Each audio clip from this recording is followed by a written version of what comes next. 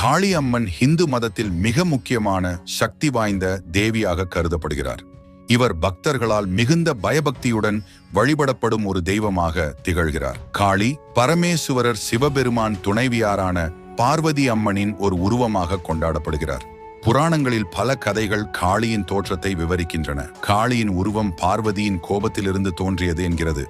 காளியின் தோற்றம் மிகவும் பயமுறுத்தும் வகையில் இருப்பினும் அவர் பக்தர்களுக்கு பாதுகாவலராக கருதப்படுகிறார். அவரது கருப்பு அல்லது ஆழ நீல நிற தோல் அனைத்தும் உருவாகும் அழிவின் வடிவத்தை குறிக்கின்றது. அவரது கழுத்தில் காணப்படும் மண்டையோட்ட மாலைகள் வாழ்க்கையின் சுழற்சியான பிறப்பு, மரணம் மற்றும் மறுபிறப்பை குறிக்கின்றன.